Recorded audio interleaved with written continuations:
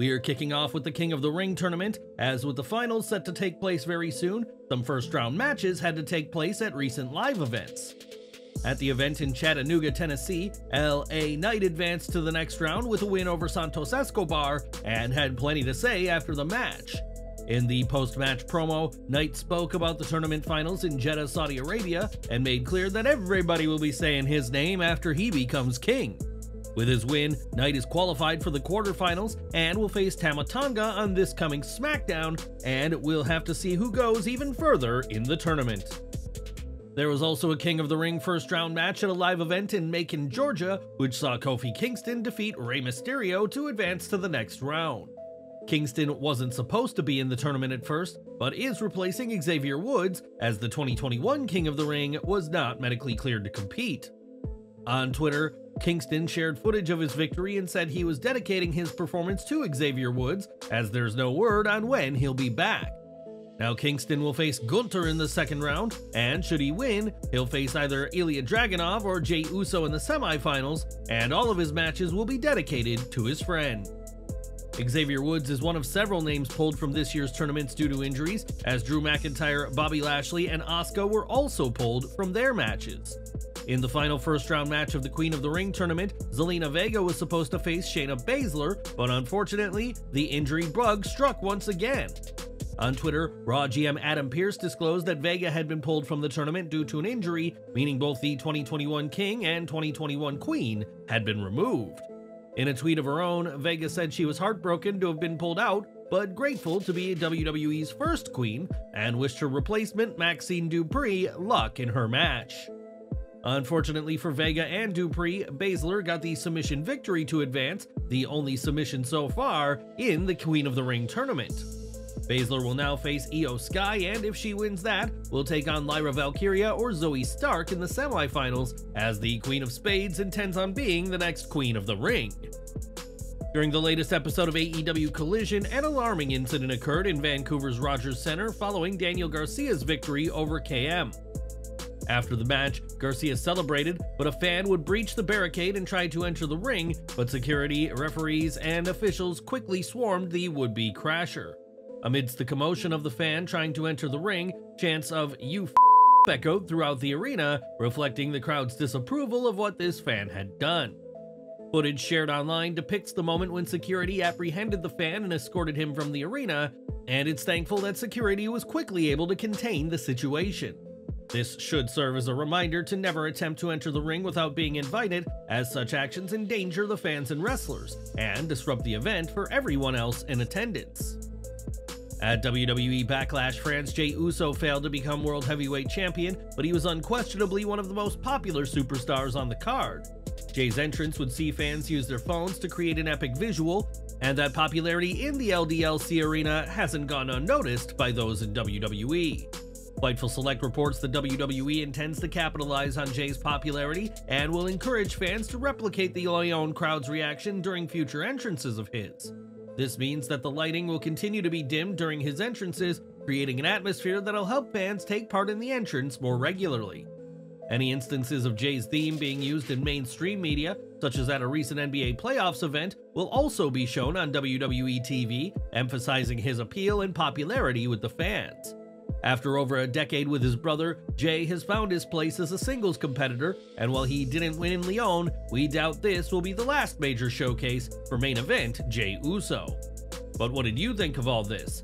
What did you make of Jey's entrance at WWE Backlash France? Let us know in the comments section below. Ever since WrestleMania, the WWE Universe has been subject to glitches and QR codes on TV, with all clues pointing to the return of Uncle Howdy. It's believed that Howdy, played by Bo Dallas, will be returning with a faction, and now it looks like Sister Abigail could be part of this demented group.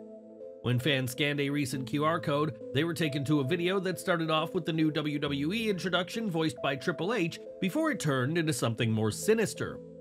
Well, it turns out that the video's dark tone started right at the beginning, as eagle-eyed fans noticed that CM Punk had been replaced in the introduction by Sister Abigail.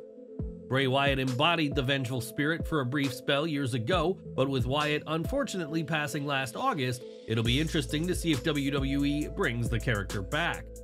At this time, Nikki Cross is the only woman named for the new faction led by Uncle Howdy, and we'll hopefully have answers to all of these questions soon enough. Over to SmackDown, as last week's show had a special treat for the fans after the camera stopped rolling, as in a dark match, Braun Strowman defeated Shinsuke Nakamura. This match was Strowman's first in over a year, as he'd been out of action following neck fusion surgery, and the monster among men looked great back in the ring last Friday. At New Japan's Resurgence event, Eddie Kingston lost the Strong Openweight Championship to Gabe Kidd in a violent no-ring ropes last man standing match. After the bout, Jack Perry came out, which caught the attention of Kingston, who stared intensely at one of the men he'll face at Anarchy in the Arena at Double or Nothing. Unfortunately, Kingston's focus on Perry gave the Young Bucks the perfect opportunity to attack the Mad King from behind in the first New Japan appearance for the Bucks in 5 years. Before this show, the last time fans had seen the Bucks in New Japan was at Wrestle Kingdom 13, and the pair stomped on Kingston repeatedly before hitting their signature EVP trigger. Eddie Kingston certainly looked the worse for wear after this match and the attack by the Bucks, and this wasn't just for show. After the match, it was reported that Kingston may have suffered a legitimate leg injury during a spot where Kidd brainbustered him out of the ring, and Kingston's leg hit the guardrail hard. Kingston was said to be limping bad backstage after the match, and there had been concerns at the time that he wouldn't be able to do the post-match angle.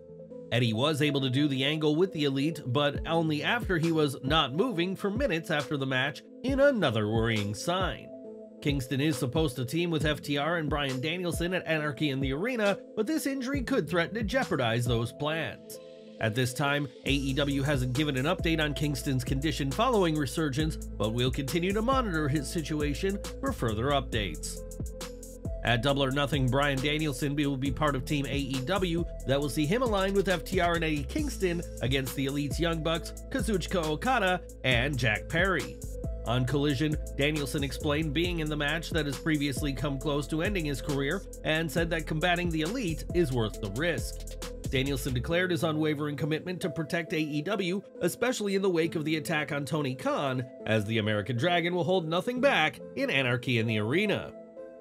For some time, the Tonga twins, Chaos and Kona, were prominent names in WoW Women of Wrestling, which is why their recent departure announcement made headlines. The pair also made some serious accusations against WoW management and promised to speak out on the matter soon, but now the pair are facing some allegations of their own. After the twins branded WoW as evil and spoke of interference in family affairs, Simone Williams, who's on the roster, challenged the narrative put forward by Chaos and Kona. Williams claimed that the twins did not step away from WoW, but they were actually released after instances of bullying and threats towards other talent. Williams also shed light on instances of behavior that goes against the company's values, particularly online, and spoke of the importance of transparency and accountability. Despite acknowledging WoW's imperfections, she denounced the twins' actions as detrimental to the progress towards a positive work environment. Now this matter has taken another turn as Kelsey Lynn tweeted that she had been released from WoW and made clear that she was cut after speaking up against issues. Lynn shared that she couldn't be silent after what happened to the Tonga twins, seemingly suggesting she's on their side, and Lynn said exploitation doesn't equal empowerment. After the twins left or were released from WoW, there was a movement online for them to join WWE, but those chances may have been scampered considering what Williams had said. Heidi Howitzer, who competed for WoW in 2022 and 2023, supported Simone's claims and revealed that she had been injured by the twins and had to seek medical attention. Howitzer added that after the trip to the ER, she requested her release from WoW because of the twins, who she added bullied a friend of hers who spoke up in the promotion. With allegations against them now coming in, the twins shared 2 clips to Twitter showing them being friendly to the WoW roster as proof that the claims against them aren't true. It's worth noting that these 2 clips do not directly refute the claims against them, but similarly, those making allegations have yet to provide hard evidence either. This is a messy situation for all involved, and the wrestling community awaits further developments and whether the Tonga twins will address these accusations more directly. In recent months, we've seen plenty of changes to WWE's corporate side, and now one of the longest tenured employees has parted ways with the company. Fightful Select reports that Steve Rubin, who'd been Senior Director of TV Event Relations, has left after a tenure spanning 26 years under contract. Ruben started as a production assistant and gradually climbed through the ranks, and the report adds that Michael Levin, once VP of International Events, has also left after a 7-year tenure. WWE has made a lot of changes over the past year as the Endeavor deal continues to shape the company, and now WWE will go on ahead without those 2 workers. Earlier this month, Gable Steveson was released less than 3 years after his high-profile signing in late 2021. Steveson's signing came after he captured gold in the Tokyo Summer Olympic Games, but despite this, Steveson hadn't shown the progress in training WWE had hoped to see. On the latest edition of the Hall of Fame podcast, Booker T addressed Steveson's run in WWE and suggested that his amateur wrestling ties may have actually held him back. He explained, "I think that's what it was, more than anything. Could he have cut it and really pulled this thing off? Probably. I really think that amateur wrestling bug was still in his system, and it was hard for him to really get it out. He still had something to prove, and there again, just having 1 foot in and 1 foot out. I think that was his problem." During his WWE run, fans often suggested that Steveson wasn't a gifted talker and would struggle in promos, unlike his gold medalist contemporary, Kurt Angle. With his WWE run over, Steveson will now have to make his name elsewhere, and it's reported that the NFL have shown interest in him. Ultimately, Steveson's amateur wrestling success did not translate into WWE, but what do you make of his release? Sound off in the comments. With WWE and UFC now working under the same TKO umbrella, it's not uncommon to see WWE superstars at UFC events. And that was the case at last week's Fight Night in St. Louis. Given the location, it was fitting that Randy Orton was spotted at the event, and he even had a wholesome interaction with Joaquin Buckley after his victory in the Octagon. While Orton clearly had a great time at the show, the same can't be said for one fan who attended, who attempted to get a selfie with the 14-time WWE World Champion. Between fights, Orton took photos with fans, but in footage shared online, one fan stumbled and fell to the floor when trying to meet the Viper. In response, Randy Orton raised his hands and signaled to security that he wasn't involved in the fan's fall, and the fan seemed to be okay after the awkward moment. Orton may not have been competing, but he was still one of the biggest stars at the event, and fans were quite literally falling over themselves for a chance to meet the WWE icon. Last September, Team 3D, aka Bully Ray and Devon, made their return to TNA Wrestling as part of the celebrations around the promotion's 1000th episode of Impact. Both men are synonymous with TNA and defeated the Desi Hit Squad at the show, and fans could be seeing more of the pair in the company that was relaunched earlier this year. Sitting down with Sportskeeda, Devon said he and Bully Ray had a lot of fun doing the show, and said there's a strong possibility of a return to TNA down the line. Interestingly enough, these comments come mere days after Devon expressed interest in returning to a role with WWE, as he'd love the chance to work under Triple H. With decades of experience in and out of the ring, Devon would be an asset to either company, and it remains to be seen if the Dudley does indeed find a role in TNA or WWE. Would you like to see Devon return to TNA Wrestling, and if so, what sort of role should he be in? Give your thoughts down below.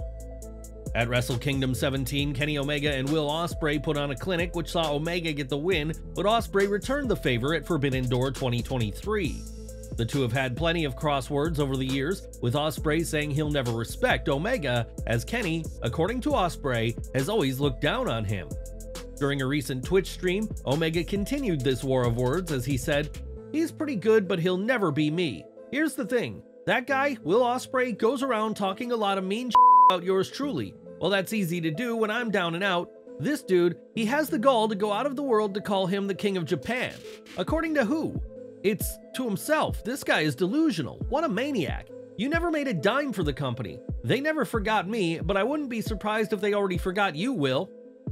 As Omega alluded to, he's currently out of action and will very soon undergo surgery for his diverticulitis, but when he's fully healed, one has to expect a rematch with Will Ospreay. Back to WWE, and if you've seen the Next Gen docuseries, you'll be familiar with Braden Ray, who is a former collegiate wrestler for Duke University and Cal State. Now Ray has made his in-ring debut as he competed at the NXT Live event in Lakeland, Florida, and after getting the win, the future looks bright for his prospects in the ring. At AEW Dynasty, FTR faced the Young Bucks for the World Tag Team titles, and likely would have won that ladder match for the vacant gold if not for the interference of Jack Perry. On the latest AEW Collision, Dax Harwood faced Dynamite Kid Tommy Billington, but the former World Tag Champion was hardly in peak condition for the match. Sharing a video of his match to Twitter, Dax said he's had a hematoma on the left side of his lower back since Dynasty, where he took the most painful bump of his 20-year career. Despite this issue, Dax will be on Team AEW for Anarchy in the Arena at Double or Nothing this month, but he'll likely be feeling worse for wear even before the violent match. While she may not be getting a ton of wins in WWE, Chelsea Green has proven to be immensely popular for her comedic timing, and recently she was spotted in an NHL vignette. Green, decked in a Vancouver Canucks jersey, encouraged the crowd to make some noise for the Canucks, and the fans were pleased to see the WWE superstar. The Canucks lead 2-1 right now in their series with the Edmonton Oilers, and it's clear which team the former women's tag team champion is rooting for. Not too long ago, it was reported that AEW had secured a deal with former NWA Women's World Champion Kamille after speculation she'd be signing with WWE. This is a huge win for AEW as Kamille is immensely talented in the ring, but communication between the wrestler and the company hasn't exactly been stellar. Speaking on his Keepin' It 100 podcast, Conan recalled a talk with Kamille and how she'd been told very little about what the future holds for her as an all-elite wrestler. He said, "I talked with her in February because we were gonna bring her down to Mexico for something. She was like, I'm signed to AEW, and then she was like, in March or April when I called her back, she was like, bro, they haven't answered me. I go, are they paying you? She goes, yeah, but they haven't answered me. I don't know what I'm doing when I'm starting. Nobody's answering me anything. And then finally the other day I talked to her again, and she was like, I think they finally have plans for me." Tony Khan has remained tight-lipped about Kamille's AEW contract status, but with Conan saying she's joined, it'll be interesting to see what's next for her. But what are your thoughts on AEW keeping hushed? Should they have given Kamille an update on her plans, or is this silence worth it to avoid leaks? Let us know down in the comments. Earlier this year, Jerry the King Lawler's tenure with WWE came to an end after decades with the company, but more recently, the Hall of Famer received a prestigious award. Lawler was inducted into the Indiana Sports Hall of Fame during weekend celebration in Evansville, Indiana, and in a touching moment, some of Jerry's childhood artwork was presented to him. Lawler's induction saw plenty of wrestling names attend, including Ricky Morton, Mick Foley, Jimmy Hart, and many more, and we'd like to congratulate the King on this huge honor. And we're ending with Lesnar, but we're not talking about Brock or even Sable, but rather Maya, the couple's daughter, who has once again shattered another athletics record. During the 2024 Mountain West Outdoor Championship, Maya clinched the titles for both the women's field and track performer after beating her own school shot put record. Maya's new record now stands at 19.08 meters, and with such athletic gifts on display, it may just be a matter of time before the 22-year-old considers entering her father's business.